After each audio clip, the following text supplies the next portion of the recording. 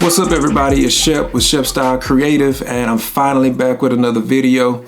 I've been real busy recently with all different types of photo shoots, so I haven't had the opportunity to record as many videos as I like, but I promise to do better moving forward. I'm a real big believer that we as photographers are going to have to find some way to add a creative element to our work moving forward, because when everybody has an iPhone or the latest and greatest whatever in their pockets, it's harder to convince them to pay their hard-earned money for a picture they think they can take with their phone. And in a lot of cases they can.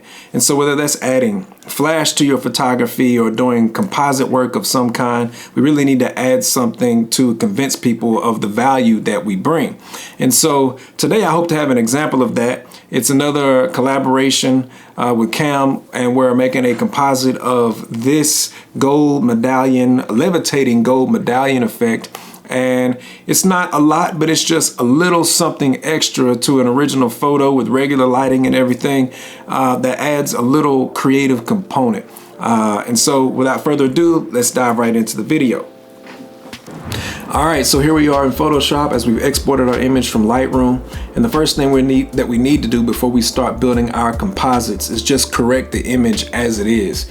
And a few of the things we need to do and start by doing is taking the transom window that's peeking out from above the backdrop. We also need to remove this white checkered space from the right-hand side.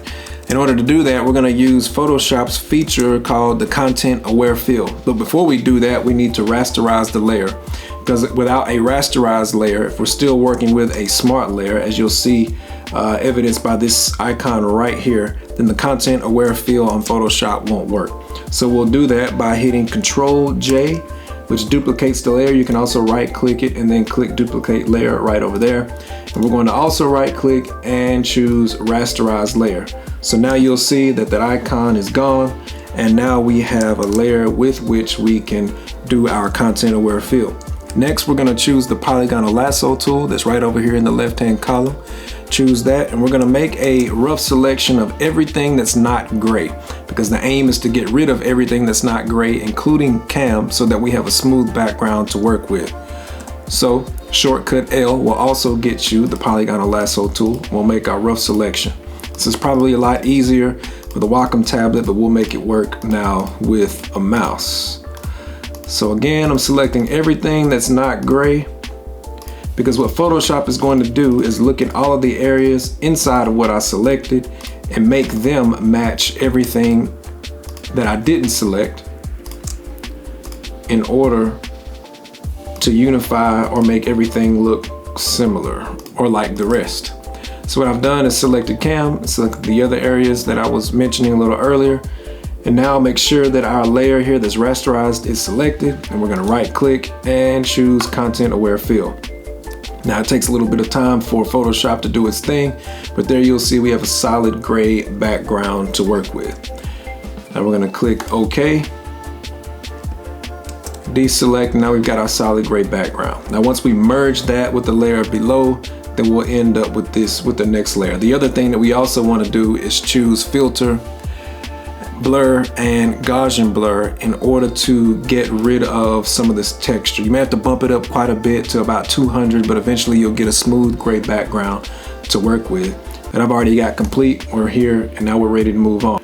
The next thing we're going to do is duplicate that bottom layer again, and then we're going to make a selection of Cam from out of the image. Now Photoshop recently has been upgrading their subject selection tool. So back in the old days with Photoshop, you had to get down and get really close. And I remember when I first started, I was using the polygonal lasso tool to come in and really select a subject. And this is by far my least favorite thing to do in Photoshop. But here recently, Photoshop has made some advances in its technology. And if you choose the magic wand tool over here, and a couple of other selection tools, you'll see the Select Subject box pop up. If you click Select Subject, as long as you have a high contrast background, Photoshop does a good job of selecting the subject out of it, including the hair.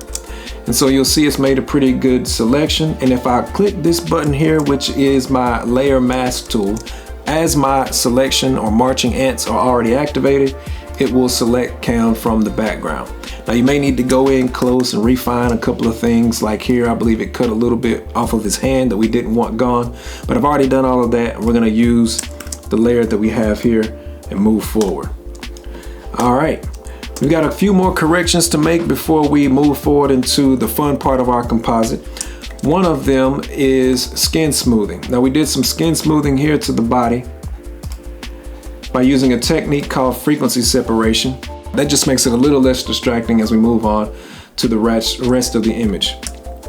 The next thing I want to draw your attention to is the catch lights in his eyes. Now, sometimes you can look at a picture and not know why it feels a little lifeless.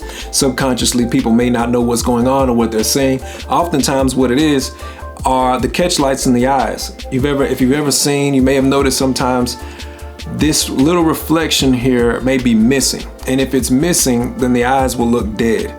And so we need to fix that, simply because the catch light over here is much larger than the one over here. Now that's actually how the picture turned out, but to liven the picture up, we want to make sure they're the same. You can do this a number of ways. I believe the way I did it was by adding a layer here, choosing healing brush tool. And all we need to do is reduce the brush size and make sure that right here, this box says current and below. If it says current and below, then what my brush targets when I select a region is everything on the layer that I'm working on and below. If it's just current, then I have a blank layer. It's not going to choose anything. But since it has current and below, what I should be able to do is hold down the Alt key. After reducing my brush size a little bit, hold down the Alt key, select over the area where I want the catch light to come from here, and you'll see I'm ready to paint. The brush is loaded up there. And if you move it right here, then what we end up with are similar catch lights. All right, so now both of the eyes look more alive and has added more life to the picture, so we can move on to the rest of the image. The next thing we did is that we're going to do is add the metal that's cut out, the medallion that's cut out from the other image where Cam was holding it up.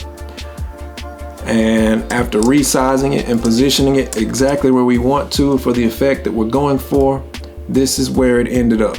And we could have made it smaller or a little larger or whatever, but we put it right here just in between his hands, knowing the effect that we're going to go for in the future.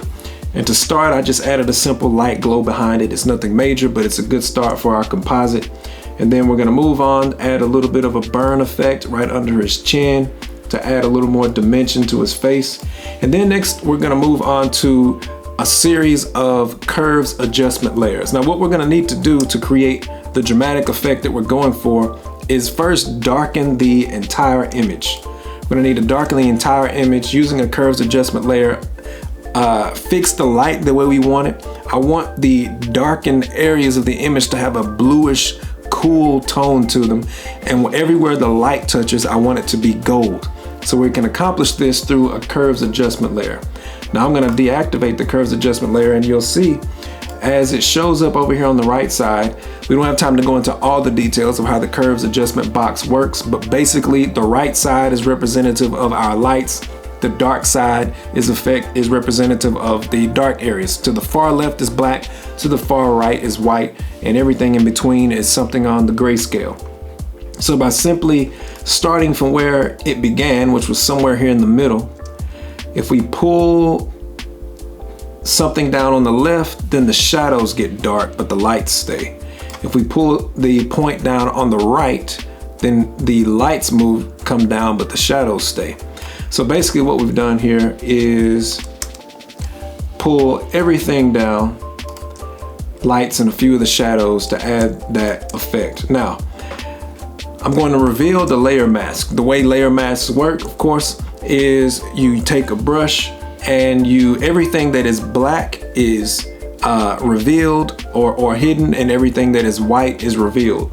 So if this is a curves adjustment layer that's making the entire image darker, then everywhere where the black areas show or are painted over should allow the original image or everything underneath the curves adjustment layer to come through. dark. So what I wanted to do is work off of, or play off of, the original direction of light, both where I had my softbox, but more importantly, where the light is coming from in this composite. And in this composite, the metal that he is levitating between his hands is the primary light source. So as I begin to carve out light and reveal light from using the curves adjustment layers, I want to make sure I'm hitting the areas where light will actually be shining. That's how we ended up with this from this. Now we're just going to add and compound one layer on top of another. One curves adjustment layer. We're going to add a little bit more effect here, and a little more here to the jewelry, and a little more here to the to add just an atmospheric glow to the entire image. So after we've compiled all of these curves adjustment layers and done things like make the jewelry pop, you'll see this bracelet and this necklace go a little bit. We wanted to accentuate that, and we added some more general glow. We're going to move up to pay more attention to the eyes.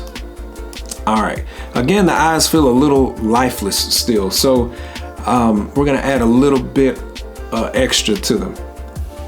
All right, so I'm gonna turn this on and we'll see how they ended up looking after the edits were complete, and I'll show you how we got there. So the first, we've got another good old curves adjustment layer. Now, here's what I did. This white line, again, represents the overall lights and darks of the image. As we turn this on and we raise this really high, you'll see the eyes lighten. Now, of course, that's way too much. I want to bring that down a little bit more, around there. We've lightened the eyes, and you can start to see a little bit of his brown come through just a tad. We also edited the blue channel. By pulling blue down, it exposes more yellow, the complementary color of blue. So we wanted to add a little bit more of a yellow tone, brownish tone to the eyes. We pulled that down. Next, it's still not quite the way I wanted. I wanted it to really reflect the glow of the medallion. So we added a second catch light. You'll see that show up right in the bottom. And then next, we added a bottom eye reflections. Now his eyes aren't that color, but if he's got a glowing golden medallion, I'm gonna get that right here in a second, then the light that the medallion casts would cast a light reflection in the bottom portion of his eyes. So we've activated that right here. All right, so now that the eyes are lightened, moving on to the next phase, and we have added a colorized glow to the medallion.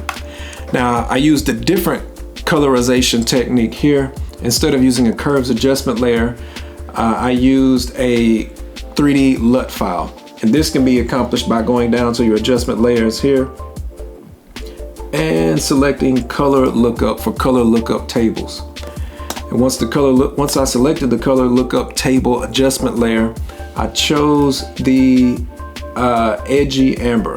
So you'll see that right there. And once again, this can be applied, and originally it's applied to the entire image, but that's not what I wanted. I wanted to apply it just to the medallion. And so by making the entire thing black, black covers the entire effect. And then taking a white brush, once again here, getting my brush here, or shortcut B, I'm able to paint over everywhere that I don't, or that I do want the gold effect to show. So I'll make it bigger so you can see how it works. So as long as wherever I brush, the effect is gonna show up. So if I reduce the paint spill, if you will, or the opacity of the brush to, let's say, 18% or so, this will allow me to gradually paint the effect wherever I want it. And in this case, where I wanted it was on the metal. The more you paint, the more it will show up. So now that we've accomplished that, now we're gonna start adding some shine here to the image to really accentuate that glowing effect. Now this is accomplished a couple of ways. So we're gonna start with a blank layer. Let's just remake this. We're gonna start with a blank layer here, Gonna get a brush again. I don't want it to be that yellow. I want it to be a little more gold. So there we are. Now this is a blank layer on which I can start painting using my brush. We're going to change this layer to color dodge. We're gonna double click to open up our layer style dialog box and deselect this transparency shapes layer. Now I'm not sure how or why this works. I'll show you the effect in a minute, but it makes the light feel more realistic. Now we're gonna hit OK and make sure that our brush up here, we've got it to 10%. Let's make it 25%. Now, this allows us to gradually paint the brushed effect wherever we want it. I'm gonna reduce the size. Where I want to target are the highlighted areas or areas that I want to glow. Now, make sure that we have a yellow brush, color dodge selected, transparency layers, transparency shapes layer is deselected, and we're going to start painting. Now, what you'll notice is wherever you paint this light, it appears to make the object that you're painting glow. It's a pretty cool effect. Then the next thing we're gonna do is add the lightning. This is where it starts getting even more fun. Now, I'm gonna turn this on and we'll see all of our lightning effects show up. Now here's how we accomplish this. You deactivate everything here. And start from, let me open this up so we can see more of our layers. I'll show you what it looked like originally. So here's our lightning layer. It's just simply a picture you can download from stock photography anywhere. You could probably get this off of Google. You didn't hear that from me, but and it will work just fine because we're manipulating it so much. It's not the primary focus of our image. So before we can place it where we want it, we want to select screen for our blend mode. That will eliminate all the dark areas and allow the underlying image to come through the darker regions of the picture. And now we can start placing our lightning where we want it. By hitting Control T, we can transform this the way we want it, get it the size that we want it, in the position that we want it. And let's place it right about there. We want that lightning bolt to come right out of his finger. Let's nudge that over just a little bit. All right, now it's blue and I wanted it to be gold. So here we have yet a third way to adjust color in Photoshop, and that is by using a hue saturation layer. So again, let's expand this and take a look at what we've used. We've used a curves adjustment layer here below to adjust color. We've also used now we're using a hue saturation layer. We've also used color lookup tables to adjust color. There's several ways you can do these things in Photoshop. You just have to play with it and see which ones you like the best, see which ones work best for different techniques and different things. So by holding down the Alt key, you'll see this arrow option point up, and it will allow that hue saturation layer that we've added to focus strictly on the lightning. Now I'll show you what happens if I deactivate that arrow. Then the hue saturation layer affects the entire image, not just the lightning bolt that we want it to. So we want to make sure we hold down the Alt key and make sure that this hue saturation adjustment layer is only affecting the lightning. And so now we've gone from the original, from this black image that we saw here, after changing it to screen, turning on, activating a hue saturation layer, we've got gold lightning bolts coming from his fingers. And so all you do is duplicate that over and over until you have as much lightning as you want, until you have as much of the effect as you want, and there you go. Now you'll need to make sure that all of the lightning isn't coming over the top of the ribbon, that some of it is going behind to really create the the illusion of three-dimensional space. And there we have our lightning effect. Now this is one of my favorite effects. I love adding particle effects because there's something about particle effects that gives something atmosphere. And so usually, in the way I used to do this, let's turn on the particle effects and see if we can turn them on. Here we go. So here's our particle effects. Usually what you have to do is take a particle brush and sit here and dab all over the place until you have enough particles everywhere. But I came up with a pretty sweet workaround. And basically, and I'll show you what I did here. Basically what these are simply snow filters. So I downloaded an image of just white dots, which are intended to mimic snow. And I stitched a bunch of them together. You'll see what looks like to be 1, 2, 3, 4, 5, 6, 7, 8, 9. And I just made a big snow grid. Now, if we take that snow grid and we put them together, make them and merge them into one layer, turn on our screen effect, then the black is now no longer showing through. We've covered up the entire thing. We've got the whole thing covered. Now, if I take a brush, go back to get our brush tool, wherever I brush on this image, it will reveal what's really not dust at all, it's just snow. And if our opacity here is set to 25%, it won't reveal everything at one time harshly. It will reveal a little bit at a time as we dab in the places that we want it to. Now remember the way dust works. Dust shows up most where there's the most light. So we don't want to come out here and start just dabbing just because we can, just to add dust here. To create that realistic effect, we want to dab in the places where light is going to be the strongest. So I'm going to lower my brush opacity to 20%. I'm going to make sure my brush is white, and I'm going to start dabbing in a few of these places here where the light is showing up. And you'll see the snow coming through, but nobody knows it's snow. It looks like dust particles. Let's add some more up here. And the more I click, the stronger the dust particles become. Now we don't want to do too much over his face. Let's just add some here in general. Now we have atmospheric dust. Now let's go back, and if we turn on a colorize, the hue saturation layer, then it will colorize that. And now we have gold dust particles. Pretty cool trick. Just use a snow layer. Remove the black by selecting the screen blending mode. Completely mask the entire thing, and then take a brush and brush out or brush away or reveal the places where you want it to be seen. Now we're almost finished here. I added a little bit more metal glow to the metal using the same technique that I did before. And of course I added a little more smoke for dramatic effect. And then to add some more contrast to the entire image, I did a global dodge and burn. And there's the complete image.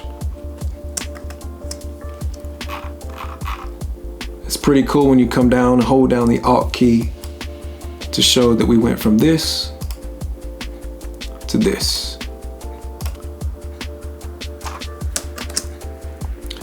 All right, there you have it. I hope you enjoyed that walkthrough. It took a little bit more time to go through each step from beginning to end. Hopefully in the future I will take some time to pull out some of the techniques like hue saturation, dodge and burn, curves and other things like that, frequency separation, so that we can take a look specifically at those techniques to see how we might apply them to other images. But until then, I'll see you guys next time. Peace.